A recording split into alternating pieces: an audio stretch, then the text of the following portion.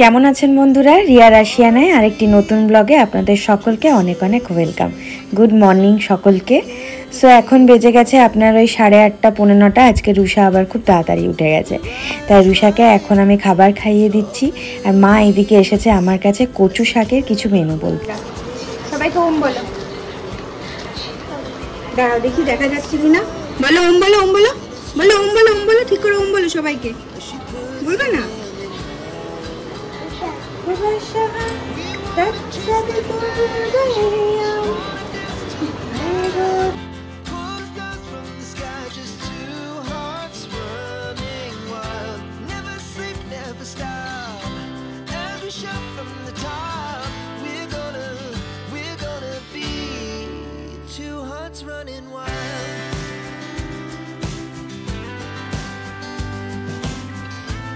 আজকে মাকে বললাম তুমি আজকে ইলিশ ঝাল দিয়াটা বানাও। একবার মা বানিয়েছিল, খুব সুন্দর খেতে হয়েছিল। তো মাকে বললাম তুমি বানিয়ে নাও, একবারে স্নান করতে যাবে। মা আগে স্নান করে পুজো করে তারপরে জলখাবার খায়। তো বললাম একবারে তুমি বানিয়ে নাও, তারপরে স্নান করতে চলে যাবে। এখনও দিদি যেহেতু আসেনি, আর আমার রান্নাঘরটার এই হচ্ছে মুশকিল, এত ছোট যে দুজন কিচেনে ঢুকে পড়লে আর দেখতে হবে না, না এই পাশে যেতে পারবো না ওই পাশে যেতে পারবো। আর শুভ উঠে পড়েছে, তাই শুভর জন্য এখন চা বসাবো। আর রুষাকে আমি খাইয়ে দিয়েছি, ওর খাওয়া কমপ্লিট হয়ে গেছে। তো মাকে বললাম আমি এইদিকে চাটা বসাচ্ছি, তুমি আরামসে রান্নাঘরে মাছ ঝাল দিয়েটা করো। আর ওইদিকে আমি এখন চিয়া সিডসের জলটা খাবো। সকালে উঠেই এখন উষ্ণ গরম জল খেয়ে নিই একটু লেবু দিয়ে, তারপর চিয়া সিডসের জলটা খাই, তার আধ ঘন্টার মধ্যে ব্রেকফাস্ট করি। আর এই যে রুষা এখন লুকিয়ে আছে, এখন খুব লুকোতে শিখেছে দরজার কোনায় কোনায়। সেই শুভ বলছে দেখো কোথায় লুকিয়েছে। এই যে আমাকে চিয়া সিডস খেতে দেখে এখন বেরিয়ে এসেছে। কি পছন্দ করে চিয়া সিডস খেতে, কি বলবো আপনাদেরকে, খুব পছন্দ করে। আমি যখন খাই তখনও আসবে, মাও খায়, মায়ের কাছেও আসবে। মানে ওকে যদি পুরো গ্লাসটা দিয়ে দিই না, পুরোটাই বলবে আমি খেয়ে নেবো। একটু একটু করেই দিই। এইদিকে শুভকেও চা দিয়ে দিয়েছি। আর চলুন এখন বেডশিটটা মানে চেঞ্জ করব না, এখন এই বিছানাটা তুলে নিই।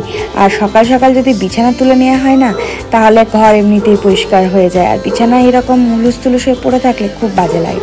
এই যে তার মধ্যে আমার মেয়েও কিন্তু আমার বিছানাটা তুলে দিচ্ছে।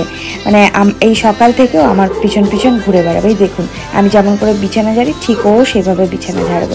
তো চলুন এখন বিছানাটা ভালো করে ঝেড়ে নিই।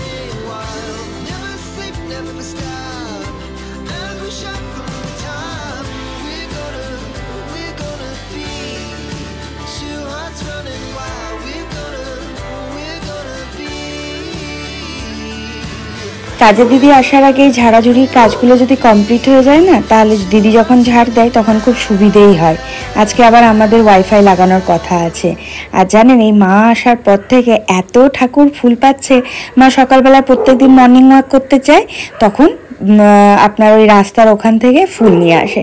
যেখানেই ফুল পায় তো সেখানেই মা তুলে নিয়ে আসে। আর এখন আমার ঠাকুর এত এত ফুল পাচ্ছে প্রত্যেক দিন, কখনো জবা, কখনো লাল মানে সাদা টগর, মানে ফুলে আমার মন্দির ভরে থাকছে। আর এই যে ওয়াইফাই লাগাতে এসছে এয়ারটেলের, মানে আমরা ওয়াইফাই ফার্স্টে লাগাবো ভেবেছিলাম, বাট হলো না, জানেন তো, নেটওয়ার্ক পাওয়া গেল না। এখন সন্ধ্যাবেলা রুষা যখন দিদির বাড়ি গেছিল তখন বৃষ্টি হয়নি, আর এখন ঝমঝম করে বৃষ্টি হচ্ছে। সেই আমি এখন যাচ্ছি দিদির বাড়ি রুষাকে নিতে। তার মধ্যে ভাবলাম একটুখানি ভিডিও করে নিই আপনাদের জন্য। দেখুন কত বৃষ্টি হয়েছে, আর পুরো ঝড় দিচ্ছে। মানে আজকে রাত থেকে প্রচুর বৃষ্টি হবে মনে হচ্ছে। শুভ বলছিল যে এই দুদিন নাকি খুব বৃষ্টি হবে। আর এই দেখুন পুরো জল জমে গেছে। তো চলুন এখন যাই, রুষা রানী কী করছে। যদি খুব বেশি জল হয় তারপর আবার শুভ বাইরে গেছেও, একবারে নিয়ে আসবে আমাকে আর রুষাকে। তো বললাম আমি এখন যাচ্ছি, তুমি তারপরে আমাদের দুজনকে নিয়ে একবারে বাড়ি ফিরবে, তাহলে বৃষ্টিতে ভিজবো না। ও এখন সিটি সেন্টার গেছে। আর এই যে দিদির মেয়ে এখন ডান্স প্র্যাকটিস করছে, সেই দেখে আমার রুষা রানীও প্র্যাকটিস করবে। ও তো গান পেলে আর কিছু চাই না। এই দেখুন আজকে সকালবেলাতে আমরা যোগাতে যে রিহার্সাল করছিলাম সেটা দেখেছে ভালো করে, ওটারও মাঝে মধ্যে নকল করছে। আমার ভয়েস দেওয়ার সময় একটু আপনারা মানে কুকুরের ডাক শুনতে পাবেন, কারণ পাশের বাড়িতে কুকুর, মানে একটা কুকুর আছে, তো ওই ভক ভক করে করছে। যাই হোক, এই দেখুন দুজনে মিলে এখন ডান্স প্র্যাকটিস করছে।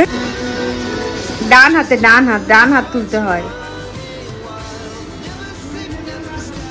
Good evening everyone. হঠাৎ ভাবছেন যে নাইট থেকে আবার ইভিনিং কি করে হয়ে গেল। এটা নেক্সট দিনের ইভিনিং থেকে আবার ব্লগটা স্টার্ট করেছিলাম। আজকে একটা জিনিস বানাবো। কাল থেকে বললাম না প্রচুর বৃষ্টি, এত বৃষ্টি, এই বৃষ্টিতে ভিজে ভিজে কর্তামশাই ফিশ ফ্রাই খাবেন বলে ভেটকি ফিশ নিয়ে এসছে। তো ভাবলাম তো বানাতে তো হবে, বেচারা ভিজে ভিজে বাজার গেছে। আজকে সকালবেলাতে খিচুড়ি আর চিকেন কষা করেছিলাম, ওটার আপনাদের সাথে শেয়ার করিনি। আর আজকে এখনও পর্যন্ত বৃষ্টি হচ্ছে, টানা বৃষ্টি হয়ে গেছে কালকে রাতে। এখন ভেটকি মাছগুলো আমি বের করে নিয়েছি, তারপরে আপনার লেবুর রস দিয়ে এইভাবে চিপে চিপে লেবুর রস আর তার সাথে আমি গোলমরিচ গুঁড়ো আর একটু সামান্য মতো নুন দিয়ে এটাকে এপিট ওপিট করে ভালো করে মাখিয়ে রেখে দেবো। মাখিয়ে রেখে প্রায় আপনার ওই 10-15 মিনিটের মতো ফিশগুলোকে ভালো করে এক সাইডে ঢেকে রেখে দেবো। তারপর একটা মশলা রেডি করব। বাড়িতে যে যত্নে বানানো হয়, দোকানে কি আর সেরকম সেই টেস্ট পাওয়া যাবে? দুর্দান্ত খেতে হয়েছিল জানেন তো। বানানোটা বড় কথা নয়, খুব ইজি, বাট প্রসিডিওরগুলো অনেকটাই। এই যে এখন পেঁয়াজ, রসুন, আদা এগুলোকে আমি রেডি করে নিলাম। তার সাথে এইগুলো মিক্সিতে দেব, আর ঝাল অনুযায়ী আপনার কাঁচা লঙ্কা, ধনে পাতা এগুলো দিয়ে দিলাম। আর তার সাথে দেবো এই যে মানে যে পরিমাণ ঝাল, এতগুলো কাঁচা লঙ্কা দিয়েছিলাম, বাট লঙ্কাগুলোর এতটুকু ঝাল নেই জানেন তো। তারপর এরকম নুন দিয়ে দিচ্ছি, আর দেবো বিট নুন, যাতে ধনে পাতার কালারটা না যায় সেই জন্য দিয়ে দিলাম চিনি, আর একটুখানি বিট নুনও দিলাম। তার সাথে ভাজা গুঁড়ো মশলা দিলাম, আর দিলাম আপনার গরম মশলা। তার সাথে ভালো যাতে পেস্টটা হয় বাইন্ডিংয়ের জন্য দিয়ে দিলাম আপনার সর্ষের তেল, আর একটুখানি সাদা তেল, আর একটুখানি দিলাম আপনার লেবু। ব্যাস, এটাকে ভালো করে এবারে পেস্ট করে নেব। পেস্ট করার পর এরপর যে ফিশগুলো আমি 15-20 মিনিট ধরে আপনার মানে ম্যারিনেট করে রেখেছিলাম, সেটা এই মশলাটার সাথে ভালো করে মাখিয়ে নেব। তারপরে আপনার ওই 10-15 আর মিনিমাম এই মাখানোটার পর মিনিমাম 1 ঘন্টা রেখে দিতে হয়, বাট আমি 1 ঘন্টা রাখিনি, 45 মিনিট রেখেছি। আর যেহেতু শুধু ওই ধনেপাতা, পেঁয়াজ, রসুন, আদার পেস্টের সাথে মাছে ওই মশলাটা লাগবে না, সেই জন্য আমি ময়দা আর ডিম দিয়ে এই বাইন্ডিংটা ভালো করে নিয়েছি। আর দেখুন ভালো করে মাছগুলোকে এইভাবে ডুবিয়ে ডুবিয়ে এটার মধ্যে আমি 1 ঘন্টা রাখিনি, 45 মিনিট রেখে দিয়েছি ফ্রিজের মধ্যে। আপনারা 1 ঘন্টা রাখতে পারলে খুবই ভালো। চলুন এইটা করে রাখি, এবার একটু রুষাকে সময় দিই। রুষা অনেকবার এসে ঘুরে গেছে, মামা করে একবার একটুখানি ওকে আদর করে আসি। কাজের ফাঁকে ফাঁকে ওকে একটু আদর করলে আমার কাজে খুব এনার্জি আসে জানেন তো। এরপর পরের প্রসিডিওরে চলে যায়। এই যে ব্রেড ক্রাম্বস নিয়ে নিয়েছি একটা বাটিতে, আর নিয়ে নিয়েছি ডিম। ডিমটার মধ্যে ভালো করে চুবিয়ে তারপর ব্রেড ক্রাম্বসগুলো দিয়ে দিচ্ছি। আর যেহেতু এটা মাছের, খুব সাবধানে করতে হয়, কারণ এটা খুব নরম মাছ, তো আবার এই ফিশ ফ্রাই বলে এটাকে ডবল কোট করতে হচ্ছে, তাই খুব সাবধানে করতে হচ্ছে। তো দেখুন আমার ফিশ ফ্রাই মোটামুটি 4টে কমপ্লিট, 6টা বানিয়েছিলাম। আর এখন সবাই অপেক্ষা করছে ফিশ ফ্রাইয়ের জন্য। তো আমি নিয়ে চলে এসেছি। আমার আর মায়ের আজকে এটা ডিনার, দুটো করে। আর শুভর জন্য আর রুষার জন্য একটু রুটি করব, তো ওরা খেয়ে নেবে ডিনারে ওইটা। আর এখন বেজে গেছে আপনার ওই 7:45-8টা। যেহেতু অনেক বড় হয়েছে, আর খিদে পায়নি আমার আর মায়ের। তো চলুন আজকের ব্লগটা কিন্তু আমি এখানেই শেষ করব আপনাদের সাথে। আর খেয়ে পরে সবাইকার রিয়াকশান দেখে বুঝতেই পাচ্ছেন কেমন হয়েছে। সত্যিই খুব ভালো হয়েছিল।